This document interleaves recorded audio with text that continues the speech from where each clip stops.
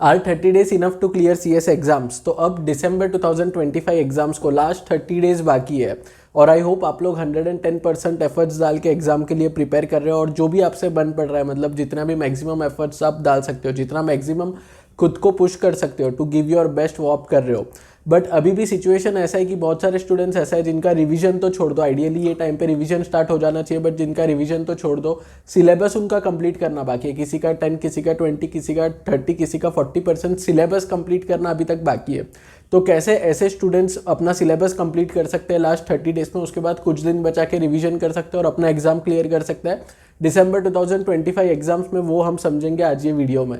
Generally जब भी मैं कोई वीडियो रिकॉर्ड करता हूँ तो मेरे पास कुछ पॉइंटर्स होते हैं कि 3-4 पॉइंट, ये पॉइंट्स मुझे वीडियो में एक्सप्लेन करना है। बट आज का वीडियो एकदम डायरेक्टली मैं आपके साथ रॉ स्ट्रेटेजी शेयर करूंगा जो मैंने खुद ने फॉलो किया था जब मैं खुद ऐसे सिचुएशन में था, जब एग्जाम को लास्ट 20 डेज थे, मतलब अभी तो पूरा 1 मंथ है, 30 डेज है। बट जब मैं मेरी बात कर रहा हूँ, जब जून 2018 का मेरा CS एग्जीक्यूटिव का एग्जाम था, तब लास्ट 20 डेज थे और मेरा पूरा एक ग्रुप कवर करना बाकी था।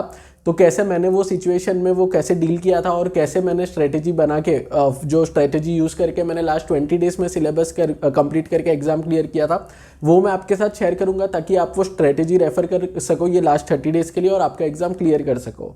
अब आप लोग सोचोगे कि मैं तो ऑल इंडिया रैंकर हूँ, तो मैं ऐसे सिचुएशन में कैसे आ गया कि लास्ट 20-30 डेज बचे और अभी तक मेरा सिलेबस कंप्लीट नहीं हुआ है। तो जो मेरा ऑल इंडिया रैंक था वो था CS प्रोफेशनल में, बट जो CS एग्जीक्यूटिव है वो मैंने दोनों ग्रुप साथ में भी नहीं दिए थे, एक एक ग्रुप करके दिए थे। और स्पेसिफिकली जो अटेम्प्ट की मैं बात कर रहा हूँ, जून 2018 अटेम्प्ट था जब एग्जाम को 20 डेज थे।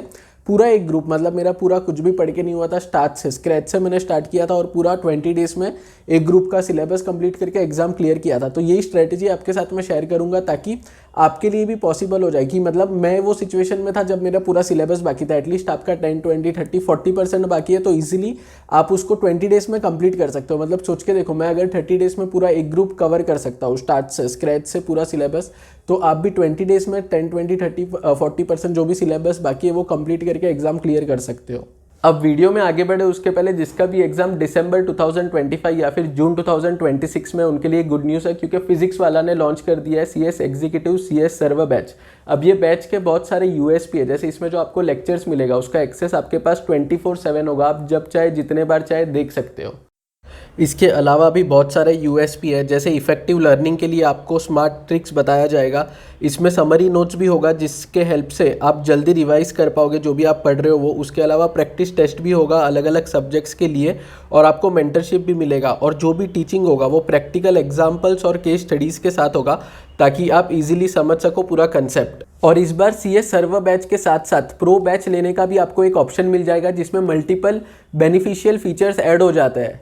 प्रो बैच में आपको दिसंबर 2024 बैच के लेक्चर्स का एक्सेस मिल जाएगा, प्लस जो 2025 के अपकमिंग बैचेस है उसका एक्सेस भी मिल जाएगा। इसके साथ साथ जो सब्जेक्ट वाइज टेस्ट एनालिसिस का बेनिफिट है वो भी आपको मिल जाएगा और जितने भी चार्ट बुक्स है उसका हार्ड कॉपी आपको मिल जाएगा।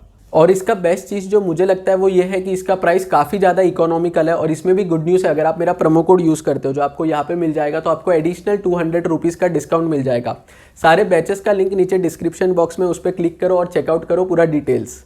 मेन टेक्निक बताओ उसके पहले आपको एक चीज़ एकदम डायरेक्टली समझनी पड़ेगी कि ये अब आपके लिए हर एक दिन इंपॉर्टेंट है क्योंकि लास्ट 30 डेज से तो एक भी दिन आप मिस नहीं कर सकते। सेकंड चीज़, ऐसा नहीं होगा कि आप 5, 6, 7, 8 घंटे पढ़ के सिलेबस कंप्लीट करके एग्जाम क्लियर कर लोगे। अब क्योंकि लास्ट 30 डेज है, लास्ट 1 मंथ है, तो आपको खुद को थोड़ा ज़्यादा पुश करना पड़ेगा।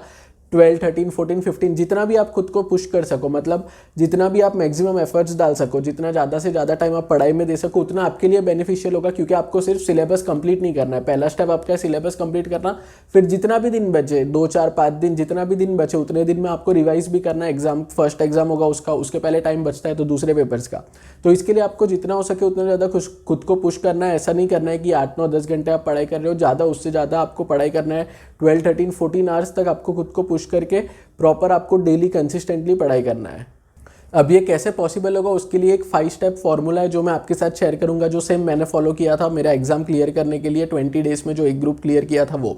उसका सबसे फर्स्ट स्टेप है कि सबसे पहले आपको अब कंफर्म करना चाहिए, मतलब सबसे पहले आपको अब फाइनल डिसीजन लेना चाहिए कि कितने ग्रुप के लिए आप अपीयर करोगे। मतलब ये सिचुएशन ऐसा है कि अभी आप पीछे मुड़ के ये नहीं सोच सकते 5 दिन बाद 7 दिन बाद कि एक ग्रुप दूँ या फिर 2 ग्रुप दूँ। आपको फाइनल डिसीजन लेना है कैसे डिसीजन लेना है वो भी मैं आपको बता देता हूँ, एक बेस्ट स्ट्रेटेजी आपके साथ में शेयर करता हूँ। सपोज आप 2 ग्रुप का सोच रहे हो, बट आपका एक ही ग्रुप कंप्लीट हुआ है और एक ग्रुप आपका पूरा बाकी है, मतलब अभी तक आपने उसका कुछ भी नहीं किया हुआ है, तो आपको वो एक ग्रुप पे ही, जो आपका ऑलरेडी एक ग्रुप हो चुका है, उसी पे फोकस करना चाहिए, उसी का रिविजन करना चाहिए, उसी के पेपर सॉल्व करने चाहिए और पूरा आपका जो टाइम एंड अटेंशन है वो उसी पे देना चाहिए, ताकि वो ग्रुप आपका क्लियर हो जाए।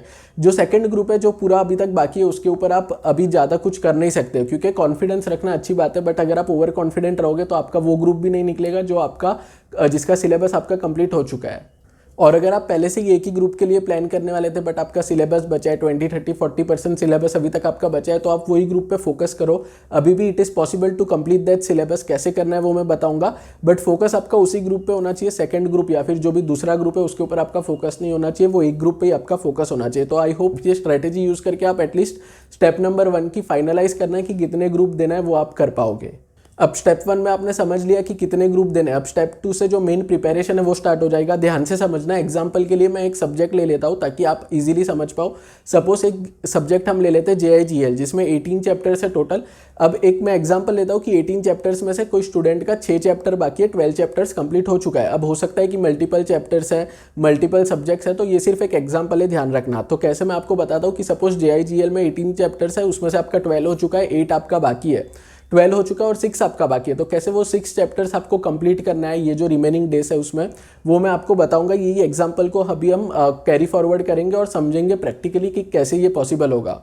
तो अब स्टेप 2 में आपको क्या करना है, जो भी 6 चैप्टर्स आपके बचे हैं उसका आपको मैराथन लेक्चर्स ढूंढना है। अब मैराथन लेक्चर आपको मल्टीपल प्रोफेसर के मिल जाएंगे, बहुत सारे प्रोफेसर्स हैं जो यूट्यूब पे free of cost 8 to 10 hours का जो मैराथन लेक्चर्स है वो अपलोड कर देते हैं। उसमें 80% अप्रॉक्सीमेटली सिलेबस आपका कवर हो जाता है। आपको क्या करना है, जैसे JIGL का आपने मैराथन लेक्चर ढूंढ लिया, जो भी प्रोफेसर के टीचिंग स्टाइल से आप कंफर्टेबल हो उसका मैराथन आप देख सकते हो। उसमें आपको स्पेसिफिकली वो जो 6 चैप्टर्स आपका बचा है उसका मैराथन देखना है। एक बार आप उसका पूरा मैराथन देख लोगे तो आपको एक बेसिक क्लैरिटी आ जाएगी माइंड में कि वो 6 चैप्टर्स में जो सिलेबस है उसका बेसिक आइडिया क्या है, क्या कवरेज है, कौन से टॉपिक्स है और उसका कंसेप्ट क्या है। अब सेकेंड स्टेप में आपने मैराथन लेक्चर देख लिया। अब थर्ड स्टेप में आपको क्या करना है, एक बार आपने मैराथन देख लिया, फिर वही चैप्टर्स का जो 6 चैप्टर का आपने मैराथन देखा उसका मॉड्यूल से रीडिंग करना है। अब आप बोलोगे कि मॉड्यूल से रीडिंग कैसे कर सकते हैं, how is it possible to read the module. तो यहाँ पे ध्यान से समझना, मैं बोल रहा हूँ कि आपको रीडिंग करना है, बाय हार्ट नहीं करना है। Reading is different. रीडिंग का मतलब जैसे आप न्यूज़पेपर रीड करते हो वैसे आपको गो थ्रू करना है, मॉड्यूल को रीड करना है। जो भी 6 चैप्टर है वो पूरे चैप्टर्स को मॉड्यूल से रीड करना है। जब आप कोई भी चीज़ रीड करते हो तो जो भी आपने पढ़ा है वो आपके माइंड में, सबकॉन्शियस माइंड में आपके वो स्टोर हो जाता है। मतलब आपको एक बेसिक आइडिया आ जाएगा कि वो टॉपिक के रिलेटेड अगर कोई क्वेश्चन आता है तो लिखना क्या है। अब आइडियल सिचुएशन में आपको क्या करना होता है, बाय हार्ट करना होता है ताकि आप प्रॉपर आंसर लिख के आ पाओ। बट यहाँ पे हमारे पास टाइम काफी ज्यादा कम है तो हमें प्रैक्टिकल रहना है। आपको रीडिंग करना है। रीडिंग करने से क्या होगा मैं आपको प्रैक्टिकली बताता हूँ। सपोज ये जो 6 चैप्टर है अगर आप छोड़ के चले जाओ और उसमें से आपका 30 मार्क्स का पेपर बनता है, आउट ऑफ 100 30 मार्क्स का पेपर बनता है, तो 30 में से आप कुछ भी नहीं स्कोर कर पाओगे, बिकॉज आपको पता ही नहीं है उसका आंसर क्या, आपके पास कुछ भी नॉलेज नहीं है, कुछ भी इंफॉर्मेशन नहीं है वो 6 चैप्टर्स को लेके। बट अगर आपने रीडिंग किया तो हमारा टारगेट क्या है, 30 में से 20-25 लाना नहीं है। हमारा टारगेट है कि 30 में से 12-15 मार्क्स भी अगर हम स्कोर कर पाए तो that will help us clear the exam. तो स्टेप 3 काफ़ी सिंपल है कि आपको जो मॉड्यूल है उसका रीडिंग करना है। जैसे आप न्यूज़पेपर रीड करते हो सिमिलर वे में आपको मॉड्यूल का रीडिंग करना है। बाय हार्ट करने की कोशिश मत करना, बस उसको रीड करना, समझना कि उसमें क्या मेंशन किया। वैसे भी आपने मैराथन देख लिया है तो उसको रीड करने में, उसको समझने में आपके लिए काफ़ी ज़्यादा ईजी होगा। अब फोर्थ स्टेप में आपको क्या करना है, जो भी सब्जेक्ट है, जैसे हमने ये एग्जांपल में लिया है JIGL, हो सकता है आपका 2-3 सब्जेक्ट हो, 3-4 सब्जेक्ट हो, जो भी सब्जेक्ट है उसके पास 2 टर्म्स के पेपर आपको सॉल्व करने हैं। अब अगर आप ऐसे सिचुएशन में हो कि आपका 4-5 सब्जेक्ट का बाकी है, पॉसिबल नहीं है पेपर सॉल्व करना, तो एटलीस्ट वो पेपर को आपको गो थ्रू करना है। आइडियल यही होगा कि आप पास्ट 2 टर्म्स का जो पेपर है उसको सॉल्व कर लो, मतलब लिख के सॉल्व करो। और ध्यान रखना इसमें आपको क्या करना है, पर्टिकुलरली जब आप सॉल्व करोगे उसके बाद ये जो 6 चैप्टर्स थे जो आपके बाकी है उसमें से जो जो क्वेश्चन आए उसको हाईलाइट करो। आप स्पेसिफिकली उसको हाईलाइट करो। पूरा पेपर तो सॉल्व आपको करना ही है। जैसे JIGL का लास्ट 2 टर्म आपने उठा लिया जून 2025 और दिसंबर 2024, उसका पेपर तो आपको पूरा सॉल्व करना ही है। बट ये 2 टर्म में ये जो 6 चैप्टर है जो आपके बचे, जो हमने एग्जाम्पल में 6 चैप्टर लिया है, उसमें से जो भी क्वेश्चन आते हैं स्पेसिफिकली उसको आपको हाईलाइट करना है। हाईलाइट करके क्या करना है वो मैं अब आपको बताऊंगा आगे। अब स्टेप 4 में एक बार आपने पेपर सॉल्व करके वो जो क्वेश्चन है 6 चैप्टर के उसको हाईलाइट कर दिया, उसके बाद आपको क्या करना है, स्टेप 5 में वापस वो जो क्वेश्चन है उसके आंसर मॉड्यूल में जाके रीड करना है। अब ध्यान रखना मेरा फोकस बार बार रीडिंग पे है, क्योंकि रीडिंग बहुत ही ज़्यादा इफेक्टिव वे है कुछ भी आपके माइंड में, सबकॉन्शियस माइंड में स्टोर करने का। आइडियली जैसे मैंने आपको स्टार्टिंग में बताया बाय ऐड करना होता है, क्योंकि अभी उतना टाइम नहीं है। हमारा जो मोटिव है वो यही है कि जो 30 मार्क्स आएंगे ये 6 चैप्टर्स में से अप्रॉक्सीमेटली, उसमें से हम कैसे भी करके 12 से 15 मार्क्स स्कोर कर पाए, which is better than zero मिलने से अच्छा या 2 मार्क 3 मार्क मिलने से अच्छा on any given day 12 to 15 marks will be more beneficial for you to clear the exams. इसके लिए आपको क्या करना है, वापस स्पेसिफिकली जो आपने हाईलाइट किया है वो 6 चैप्टर के questions in the question paper, उसमें वापस मॉड्यूल ओपन करो, वापस उसको रीड करो।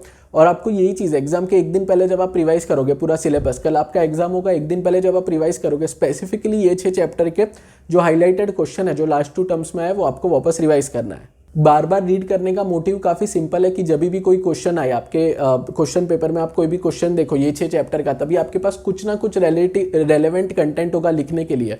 अगर आपने रीड ही नहीं किया है, छोड़ दिया, तो आपको पता ही नहीं है क्या लिखना है। बट अगर आपने एटलीस्ट रीड किया है, 2-3 बार उसको रीड किया है, तो आपके पास कुछ ना कुछ रेलेवेंट कंटेंट होगा कि हाँ पूरा आंसर नहीं पता बट कुछ ना कुछ इन्फॉर्मेशन है वो जो क्वेश्चन है उसके बारे में, ताकि मैं वो लिख के आ जाऊँ, ताकि अगर 5 मार्क का क्वेश्चन है तो 0 या 1 मिलने से अच्छा मुझे 3 या 3.5 या 4 भी मिल जाए तो भी मोर देन सफिशिएंट है टू क्लियर द एग्जाम्स। तो फ्रेंड्स ये था 5 स्टेप फॉर्मूला जो यूज़ करके आप आपका एग्जाम्स क्लियर कर सकते हो लास्ट 30 डेज में। अगर आपको आज का वीडियो अच्छा लगा है तो वीडियो को लाइक कर देना और thank you very much for watching the video.